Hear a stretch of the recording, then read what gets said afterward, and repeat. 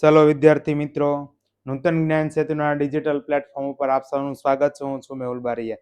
વિદ્યાર્થી મિત્રો, આજે આપણે ભૂમિતિના ખ્યાલો ભણવાનું છે, ધોરણ 6 ચેપ્ટર નંબર 4. બરાબર, ચલો આપણે આગળ જોઈએ ફટાફટ. બિંદુ એટલે શું? બિંદુ એ ભૂમિતિનો પાયાનો ખ્યાલ છે. તે માત્ર એક ચોક્કસ સ્થાન દર્શાવે છે. બિંદુને કોઈ લંબાઈ, પહોળાઈ કે જાડાઈ હોતી નથી. બરાબર, બિંદુને સામાન્ય રીતે અંગ્રેજી મૂળાક્ષર ABCD થી Z સુધી લખી શકાય છે. બરાબર, તીક્ષ્ણ પેન્સિલની અણી વડે કાગળ પર કરેલ ટપકું, બરાબર છે, ટપકું અહીંયા હું તમને બતાવું છું. એ શું નિદર્શન કરે છે? તો કે આ બિંદુ નિદર્શન કરે છે. શું નિદર્શન કરે છે? બિંદુ નિદર્શન કરે છે. બરાબર, ખ્યાલ આવે છે? ચલો, આ બિંદુ છે. શું છે? બિંદુ. આને હું દર્શાવું છું કેપિટલ A વડે. બરાબર, ચલો, આ શું નિર્દેશ કરે છે? બિંદુ. તીક્ષ્ણ પેન્સિલ વડે દર્શાવેલું ટપકું. જો આપણે 3 જુદા જુદા સ્થાનો દર્શાવવા હોય તો આપણે તેમને આ રીતે દર્શાવી શકીએ: બિંદુ A, બિંદુ B, બિંદુ C. જો અહીંયા હું દર્શાવું છું બિંદુ A, પછી બિંદુ આ B અને બિંદુ C. 3 સ્થાનો આવી રીતના આપણે દર્શાવી શકીએ છે. નોંધ: બિંદુનું નામ હંમેશા કેપિટલ અક્ષર દ્વારા જ લખવામાં આવે છે. ઓકે, ચલો વિદ્યાર્થી મિત્રો, આગળ જોઈએ આપણે ફટાફટ. તમારા રોજિંદા જીવનની એવી 3 વસ્તુના નામ આપો જે બિંદુનો ખ્યાલ આપે છે. બરાબર, તો એવી 3 વસ્તુના નામ આપો જે શું આપે છે? બિંદુનો ખ્યાલ આપે છે. ચલો, એવા 3 બિંદુના નામ મને દેવાના છે. તો કોમેન્ટ બોક્સમાં તમારા 3 બિંદુના નામ આપવાના છે જે રોજિંદા જીવનમાં આપણને આપે છે. પહેલું તો બિંદુ કો તિલક. બરાબર, આપણે જે કપાળે તિલક કરીએ છીએ એ તમને હિન્ટ આપી દો. એક તિલક. શું? તિલક. બરાબર, જે આપણે તિલક કરીએ છીએ એ પહેલું બિંદુ આપણું થયું. આવા બાકીના તમારે 2 નામ આપવાના છે મને કોમેન્ટ બોક્સમાં. બરાબર, ચલો આગળ જોઈએ. જો તમે કાગળ પર 5 બિંદુઓ જુદા જુદા દર્શાવો છો તો તેમને યોગ્ય રીતે નામ આપવા માટે કયા સંકેતનો ઉપયોગ કરશો? તો આપણે કેપિટલ ABCD નો ઉપયોગ કરશું. દાખલા તરીકે હું અહીંયા દર્શાવું છું. બરાબર, ચલો, ખ્યાલ આવે છે તમને? અહીં બિંદુ દર્શાવું છું.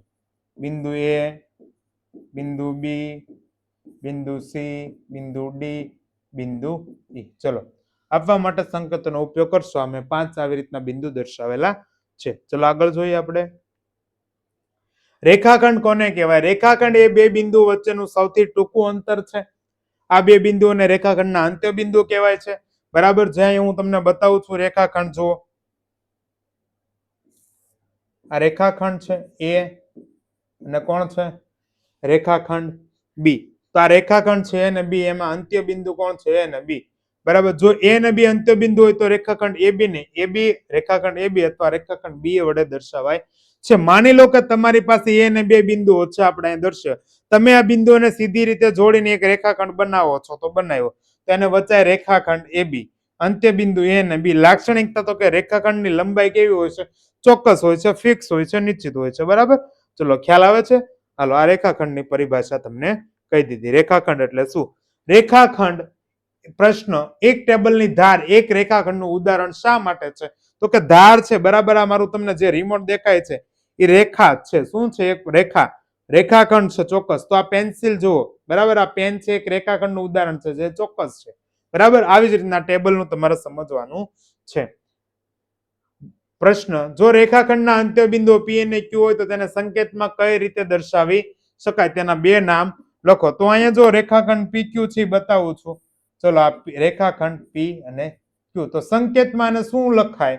તો કે રેખાખંડ PQ અથવા આને કહેવાય રેખાખંડ QP. બરાબર, ચલો, રેખાખંડ PQ અને રેખાખંડ QP, આના 2 નામ છે અને સંકેતમાં પણ દર્શાવ્યો. ચલો આગળ. નમસ્કાર વિદ્યાર્થી મિત્રો, આગળ વધીએ પહેલા ફટાફટ આપણી ચેનલ પર જેટલા પણ બાળકો આ વિડીયો જોઈ રહ્યા છે એમાંથી હજુ સુધી 24% બાળકોએ ચેનલ સબસ્ક્રાઇબ કરી છે. 75.9% જેટલા બાળકોને જે ચેનલ સબસ્ક્રાઇબ કરવાની બાકી છે, તો ફટાફટ ચેનલને સબસ્ક્રાઇબ કરી દો. આ ચેનલ પરથી તમને તમારા ધોરણના તમામ પાઠના સ્વાધ્યાય, તમામ વિષયના પાઠના સ્વાધ્યાય પોથીનું સોલ્યુશન, એ સિવાય પરીક્ષા સમયે મોડેલ પેપર પણ મળી રહેશે. આ ઉપરાંત ધોરણ 5 માં આવતી CET ની પરીક્ષા, જવા નવોદયની પરીક્ષા, ધોરણ 6 ની PSC ની પરીક્ષા તેમજ ધોરણ 8 માં આવતી NMMS અને જ્ઞાન સાધનાની પરીક્ષાના વિડિયો લેક્ચર અને મોડેલ પેપર પણ તમને આ ચેનલ પરથી મળી જવાના છે. તો ફટાફટ ચેનલને સબસ્ક્રાઇબ કરો. કેટલાક બાળકોને આ રીતે બટન બતાવતા હશે તો કેટલાકને આ રીતે બતાવતા હશે. ફટાફટ એ બટનને દબાવો અને બાજુમાં આપેલ બેલ આઇકન પણ દબાવી દો. જોઈએ રેખા. રેખા એ રેખાખંડનું વિસ્તૃત સ્વરૂપ છે. જ્યારે રેખાખંડને તેના બંને અંત્ય બિંદુઓથી અનંત સુધી લંબાય એટલે એ રેખામાં પરિણમે છે. બરાબર, રેખાને કોઈ નિશ્ચિત લંબાઈ હોતી નથી અને તે અસંખ્ય બિંદુઓની બનેલી હોય છે. અહીંયા જો તમને હું રેખા બતાવું છું, રેખા છે આ અસંખ્ય બિંદુઓની બનેલી હોય છે.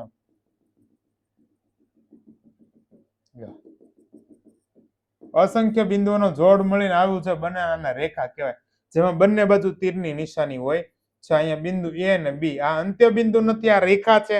આ રેખાને શું કહેવાય? તો કે રેખા એ બી પણ વચાય અથવા રેખા બી એ પણ બોલાય. બરાબર, રેખાને કોઈ નિશ્ચિત લંબાઈ હોતી નથી અને તે અસંખ્ય બિંદુઓની બનેલી હોય છે. જો એ અને બી એ રેખા પરના બિંદુ હોય તો રેખાને રેખાખંડ આવું નહીં, અહીંયા તીર આવે, રેખા એ બી અથવા ફક્ત નાના અક્ષર જેમ કે સ્મોલ એલ એમ, આ રેખા એલ કહેવાય, રેખા એમ કહેવાય, રેખા એન કહેવાય, રેખા ઓ કહેવાય, રેખા ટી કહેવાય.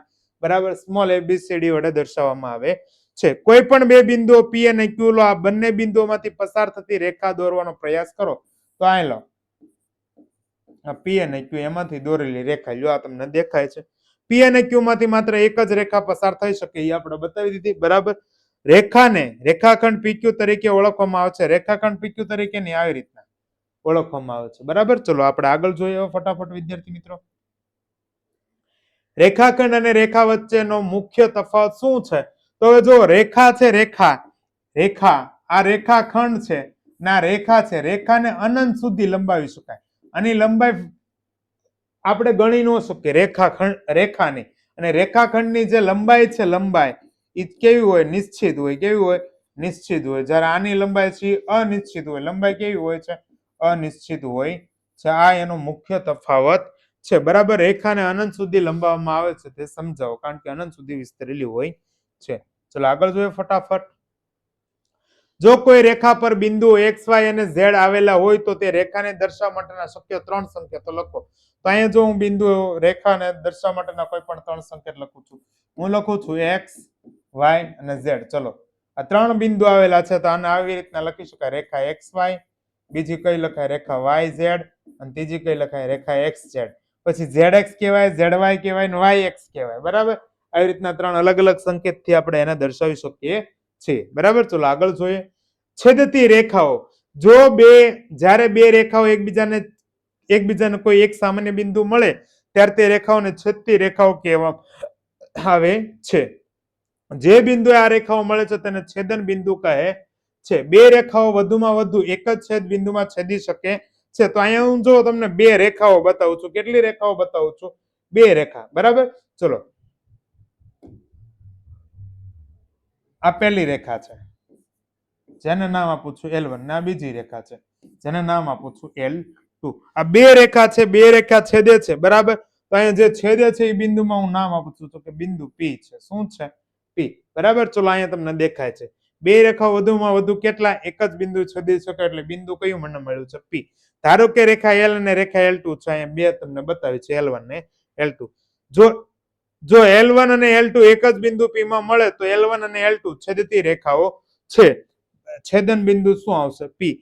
રોજિંદા ઉદાહરણ અંગ્રેજી મૂળાક્ષર x માં બે છેદતી રેખાઓનો ખ્યાલ મળે છે. બરાબર, તો આ x છે, x તો આ એક રેખાના બીજી રેખા x બને છે, તો આ છેદતી રેખાઓ થઈ. બરાબર, ચલો આગળ જોઈએ. જો બે રેખાઓને એકબીજાને છેદે તો શું તે કોઈ રેખા બીજા જુદા જુદા બિંદુઓ પર છેદી શકે? ના ભાઈ, ક્યારે છેદી શકે નહીં, એક જ બિંદુ છેદે. બરાબર, દાખલા તરીકે આપણે રેખા જે અહીંયા દોરીએ છીએ, આ રેખા, ચલો અહીંયા એક જ બિંદુ છેદે છે ને, બિંદુને આપણે શું નામ આપ્યું? છેદન બિંદુ P. બરાબર, ચલો બીજે ક્યાંય આગળ હવે છેદી શકશે નહીં. તમારા વર્ગખંડમાં જોવા મળતી છેદતી રેખાઓની બે જોડીઓના નામ લખો. તો પહેલા તો જો તમારા વર્ગખંડની જે આ દિવાલ છે, બરાબર, કાટખૂણે બનેલી જે દિવાલ છે, દિવાલ, બરાબર, એ એકબીજાને છેદે છે આવી રીતના. ખ્યાલ આવે છે? ચલો, આ દિવાલ. પહેલું તો ઉદાહરણ આ છું. બીજું ઉદાહરણ શું છું? તો કે તમારે ટેક્સ્ટ બુક. શું થાય? Text book. તો એમાં જો બે રેખા છે, એક રેખા આવીને એક ઊભી હોય. બરાબર, તો અહીંથી તમે પેજ ખોલો, એ છેદતી રેખા થઈ. બરાબર, ખ્યાલ આવે છે? ચલો આગળ જોઈએ. સમાંતર રેખા. સમાંતર રેખા કોને કહેવાય? તો કે સમાંતર રેખા એને કહેવાય. બરાબર, તો ચલો આ જે રેખા છે ને, આ બે સમાંતર રેખા છે. આ રેખા L1 અને આ રેખા L2, બે ક્યારે ભવિષ્યમાં છેદવાની છે જ નહીં, એટલે આને સમાંતર રેખા કહેવાય. બરાબર, સમતલમાં આવેલી બે રેખાઓ એક કે એકબીજાને ક્યારે મળતી નથી તેમને સમાંતર રેખા કહેવાય છે. સમાંતર રેખા વચ્ચેનું અંતર હંમેશા સમાન રહે છે. સમાંતરતાનું સંકેત, જો રેખા L1 અને L2 સમાંતર હોય તો તેને સંકેતમાં L1 ને આને સમાંતરનો સિમ્બોલ વચાય છે. એનો સમાંતર કહેવાય, સમાંતર.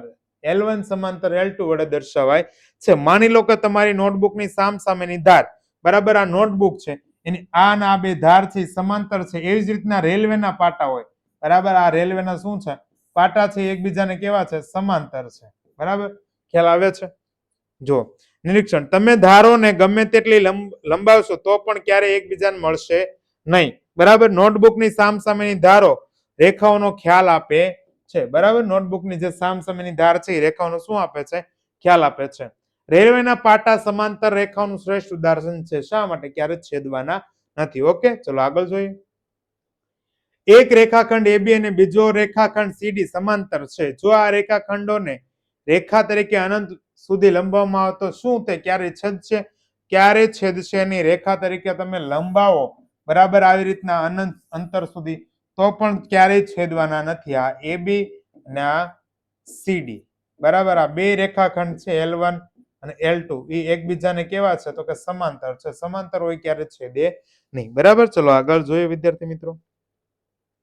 કિરણ. કિરણ કોને કહેવાય? તો કે કિરણ એને કહેવાય કે જેમાં એક જ અંત્ય બિંદુ હોય. કેટલું અંત્ય બિંદુ હોય? એક જ અંત્ય બિંદુ હોય. બરાબર, દાખલા તરીકે આને કિરણ કહેવાય. અહીંયા અંત્ય બિંદુ કોણ છે? એ. તો આ કિરણ AB થયું. શું થયું? કિરણ AB. બરાબર, તો અહીંયા જો કિરણ એ રેખાનો ભાગ છે. બરાબર, કિરણ એ રેખાનો એક ભાગ છે જે એક નિશ્ચિત બિંદુથી શરૂ થાય છે અને માત્ર એક જ દિશામાં અનંત અંતર સુધી જાય છે. જે બિંદુથી કિરણ શરૂઆત થાય છે તેનું ઉદ્ભવ બિંદુ કહેવામાં આવે છે. જો કિરણ એ બિંદુથી શરૂ થઈ P બિંદુમાંથી પસાર થતું હોય તો તેને AP વડે દર્શાવાય છે. ઉપર તીરની નિશાની એક જ બિંદુમાં દર્શાવે છે. તો અહીંયા જો તીરની નિશાની તમને બતાવેલી નથી, હું બતાવું છું. આ કિરણ છે AP. તો જો અહીંથી A થી ક્યાં સુધી? P સુધી. બરાબર, A થી P એટલે આ બાજુ દિશામાં ગતિ કરે છે. આ કિરણ મેં તમને બતાવેલું છે. બરાબર, ચલો ઉદાહરણ. હાથ બત્તી એટલે કે ટોર્ચ. ટોર્ચ તમે શરૂ કરો, બરાબર, એમાંથી જે પ્રકાશ જાય છે એ કિરણનું એક ઉદાહરણ છે. ટોર્ચનો બલ્બ નિશ્ચિત અંતર સુધી શરૂઆતનું બિંદુ છે. પ્રકાશ માત્ર એક જ દિશામાં અનંત અંતર સુધી ફેલાયેલો હોય છે. ઓકે વિદ્યાર્થી મિત્રો, ચલો આગળ જોઈએ આપણે. પ્રશ્ન. જો કઈ કિરણનું ઉદ્ભવ બિંદુ O અને તે એ બિંદુમાંથી પસાર થતું હોય તો તેને સંકેતમાં કઈ રીતે લખશો? તો અહીંયા જો એને સંકેતમાં આ રીતે લખાય. ઉદ્ભવ બિંદુ કોણ છે? O, અને એ માંથી પસાર થતું આ રીતના સંકેતમાં લખાય. ખ્યાલ આવે છે? રેખાખંડ એવો થઈ જાય એટલે આવી રીતના લખી શકાય છે. ચલો આગળ જોઈએ. રેખાખંડ અને કિરણ વચ્ચે લંબાઈની દ્રષ્ટિએ મુખ્ય તફાવત શું છે? તો અહીંયા જો મુખ્ય તફાવત આવી રીતના છે. બરાબર, રેખા કીધું તો રેખા અનંત અંતર સુધી હોય. રેખાખંડ તો કે નિશ્ચિત હોય. લંબાઈ ઇન્ફાઇનેટ, અનિશ્ચિત. લંબાઈ નિશ્ચિત. અને કિરણની તો કે એક છેડેથી ફિક્સ હોય પણ ત્યાંથી આગળ સુધી લખો એટલે આ અનંત અંતર સુધી એની લંબાઈ વિસ્તરેલી હોય છે. બરાબર, ચલો આ તમને બતાવી દીધું છે ત્રણેય વિષયનો ખ્યાલ. આગળ જોઈએ વક્રો. પેન્સિલ ઉપાડ્યા વિના કાગળ પર દોરવામાં આવતી કોઈ પણ આકૃતિને વક્ર કહેવાય છે. ચલો હું અહીંયા આકૃતિ દોરું છું, આને શું કહેવાય છે? વક્ર કહેવાય છે. આવી રીતે હું આ કાંઈ જે કાંઈ કરું આ વક્ર છે. શું છે? વક્ર છે. બરાબર, આમ મેં દોર્યું તો આ વક્ર છે. બરાબર, ગણિતમાં સીધી રેખા પણ એક પ્રકારનો વક્ર ગણાય છે. તો આ સીધી રેખા છે એ પણ શું છે? વક્ર છે. વક્રના મુખ્ય પ્રકાર તો કે સાદો વક્ર, ખુલ્લો વક્ર અને બંધ વક્ર. સાદો વક્ર, જે વક્ર સ્વયં ક્રોસ થતા ન હોય તેને સાદો વક્ર કહેવાય છે. બરાબર, સ્વયં ક્રોસ ન થતા હોય એને કેવો વક્ર કહેવાય છે? સાદો વક્ર. દાખલા તરીકે હું આમ લઉં, ચલો આ સાદો વક્ર છે. જે વક્રના બે છેડા જોડાયેલા ન હોય એને ખુલ્લો વક્ર કહેવાય. દાખલા તરીકે હું આમ લખું છું, જો આનો ખુલ્લો વક્ર કહેવાય. કેવો વક્ર કહેવાય છે? ખુલ્લો. જે વક્રના છેડા જોડાયેલા હોય અને તે સંપૂર્ણ બંધ હોય, બરાબર, એને બંધ વક્ર કહેવાય. તો આને બંધ વક્ર કહેવાય છે. લ્યો ખ્યાલ આવે છે? આને શું કહેવાય છે? બંધ વક્ર. ચલો આગળ જોઈએ. એક વર્તુળ દોરો. વર્ગીકરણ. આ વક્ર બંધ વક્ર છે. જો વર્તુળ આપણે દોરીએ, બરાબર, હાલો, આ વક્ર છે એ કેવો છે? બંધ વક્ર છે, કારણ કે તેના બંને છેડા છે એ જોડાયેલા છે. તે સાદો વક્ર પણ છે, કારણ કે તે ક્રોસ થતા નથી. બરાબર, ચલો આગળ જોઈએ ફટાફટ આપણે. સાદા વક્ર અને સાદા ન હોય તેવા વક્ર વચ્ચેનો તફાવત આપો. હાલો, સાદા વક્ર, તો કે તમે આ વર્તુળ જોયું, બરાબર, વર્તુળ છે કેવું વક્ર છે? સાદું વક્ર છે. કેવું વર્તુળ છે? આ સાદું વક્ર છે. છેડા છે ક્રોસ થતા નથી. સાદા ન હોય તેવા વક્ર વચ્ચેનો તફાવત. જો આ સાદો નથી, બરાબર, બંધ વક્ર છે. હાલો, ખ્યાલ આવે છે? ઓકે, ચલો આગળ જોઈએ આપણે ફટાફટ. જો કોઈ બંધ વક્રના અંદરના ભાગમાં બિંદુ એ અને બહારના ભાગમાં બિંદુ સી અને વક્ર પર બિંદુ બી આવેલ હોય તો આ ત્રણ સ્થાનો વિશે સમજાવો. બરાબર, તો અહીંયા જો કોઈ બંધ વક્રમાં, ચલો આપણે પાછો આ ત્રિકોણ લઈએ. આ બંધ વક્ર છે. અંદરના ભાગમાં બિંદુ એ એટલે એ, બહારના ભાગમાં બિંદુ સી એટલે અહીંયા બિંદુ સી અને વક્ર પર લો બિંદુ બી, હાલો બી. તો ત્રણ સ્થાનો સમજાવો. તો આ અંદરનો ભાગ બિંદુ એ છે અંદરના ભાગમાં છે, બિંદુ સી છે વક્રના બહારના ભાગમાં છે અને બિંદુ બી છે વક્ર પરના ભાગમાં છે. એટલે કે ત્રણ ભાગમાં વિભાજન કરવામાં આવે છે. અંદરનો ભાગ, બહારનો ભાગ અને વક્ર પરનો ભાગ.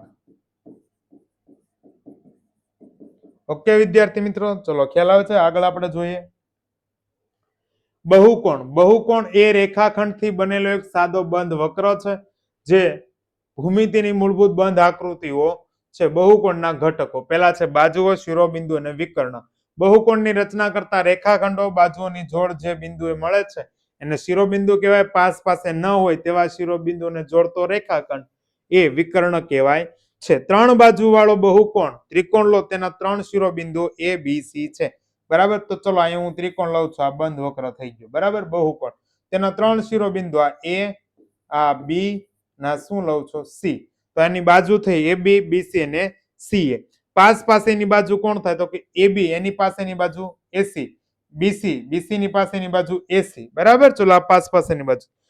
ત્રિકોણમાં વિકર્ણ દોરી શકાતો નથી, કારણ કે બધા શિરો બિંદુઓ પાસ પાસેના હોય છે. હવે જો ત્રિકોણ સિવાય આપણે લઈએ, આ લઈએ ચોરસ, તો આને હું શિરોબિંદુ દર્શો એ બી સી અને ડી.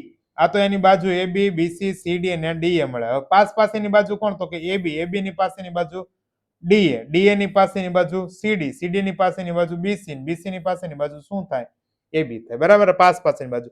હવે જો આ સામ સામેના શિરોબિંદુ જોડો, તો આને જે જોડો છો ને આને વિકર્ણ કહેવાય. શું કહેવાય છે? આને વિકર્ણ કહેવાય છે. શું કહેવાય છે? આને વિકર્ણ. ઓકે, ચલો વિદ્યાર્થી મિત્રો આગળ આપણે જોઈએ. એક આકૃતિ દોરો જે બંધ વક્ર હોય પણ બહુકોણ ન હોય. તે બહુકોણ કેમ નથી તેનું કારણ આપો. ચલો આવી આપણું એક જ આકૃતિ આપણે દોરીએ. આ વર્તુળ છે, બરાબર. શું દોર્યું છે આપણે? વર્તુળ. બહુકોણ નથી, બરાબર. ચલો વક્ર છે. આગળ જોઈએ. ચતુષ્કોણ PQRS ના શિરોબિંદુઓ, બાજુઓ અને જોડ વિકર્ણના નામ લખો. તો અહીંયા જો ચતુષ્કોણ આપેલો છે, કયો ચતુષ્કોણ છે? ચતુષ્કોણ પી ક્યુ આર અને એસ. શિરોબિંદુ પી ક્યુ આર એસ આવી ગયા. બાજુની જોડ કોણ થાય? તો કે પી ક્યુ, પછી ક્યુ આર, પછી આર એસ અને કોણ થાય? એસપી. ઓકે, વિકર્ણ કોણ થાય? તો કે વિકર્ણમાં આવશે એસ ક્યુ અને પી આર. આ બે ના વિકર્ણો થશે. ઓકે વિદ્યાર્થી મિત્રો, ચલો આગળ જોઈએ આપણે ફટાફટ. ખૂણો. ખૂણો એ બે કિરણોને સામાન્ય ઉદ્ભવ બિંદુમાં ઉદ્ભવતા હોય ત્યારે રચાતી આકૃતિ છે. ખૂણાના ઘટકો. ભુજ. ખૂણો રચતી બે કિરણો, બરાબર, એને ભુજ કહેવાય છે. જો અહીંયા હું તમને બતાવું છું, આ કિરણો છે. હાલો, આ ખૂણો રચો, આને ભુજ કહેવાય. શું કહેવાય? ભુજ. બરાબર, ચલો શું કહેવાય? આને ભુજ કહેવાય. શું કહેવાય? ભુજ. અને અહીંયા જે બને છે, બરાબર, આ શિરોબિંદુ સામાન્ય શિરોબિંદુ છે, ના ખૂણો બને છે. બરાબર, કિરણોનું સામાન્ય ઉદ્ભવ બિંદુ એટલે આ બિંદુ થયું. જો કિરણ OA અને કિરણ OB, માનો કે અહીંયા O કહી દો, આ OA અને આ શું લઈ લો? OB. બરાબર, તેનું સામાન્ય બિંદુ કોણ થાય? ON. ખૂણો કોણ બને? AOB અથવા BOA. બરાબર, વડે દર્શાવાય છે. શિરોબિંદુ હંમેશા વચ્ચે લખવામાં આવે છે. નિદર્શન, ધારો કે કિરણ ઓપી ને કિરણ ઓક્યુ એ ઓ બિંદુમાં મળે છે, તો આપણે આવું પાછું લઈ લઈએ. અહીંયા ઓ પી અને ઓ ક્યુ બરાબર ક્યુ બિંદુમાં છેદે છે, તેથી ખૂણો કયો બિંદુ પી ઓ ક્યુ અથવા બીજો ખૂણો ક્યુ ઓ પી પણ લખાય. શિરોબિંદુ ઓ છે, કિરણ ઓપી ને કિરણ ઓપી અને કિરણ ઓ ક્યુ બરાબર આ બંને કિરણો છે એ ભુજ છે. ચલો આગળ જોઈએ વિદ્યાર્થી મિત્રો ફટાફટ. પેલું, જો ખૂણો XYZ હોય તો તેના શિરોબિંદુ અને ભુજના નામ લખો. તો ખૂણો XYZ બરાબર, તો આ ખૂણો તમને હું અહીંયા બતાવું. કયો ખૂણો? તો કે ખૂણો XYZ બતાવવાનો છે. કયો ખૂણો બતાવવાનો છે ભાઈ? ખૂણો XYZ બરાબર. ચલો અહીંયા ધ્યાન આપો. અહીંયા લખું છું X, અહીંયા મધ્યમાં આવશે Y, ના અહીંયા આવશે Z. તેનો શિરોબિંદુ કોણ થાય? તો કે Y થાય. કોણ થાય? Y. ભુજ કોણ થાય? તો કે કિરણ YX અને બીજું કિરણ YZ. ઓકે, ચલો આ એના શિરોબિંદુ એના ભુજ થાય છે. ચલો આગળ જોઈએ.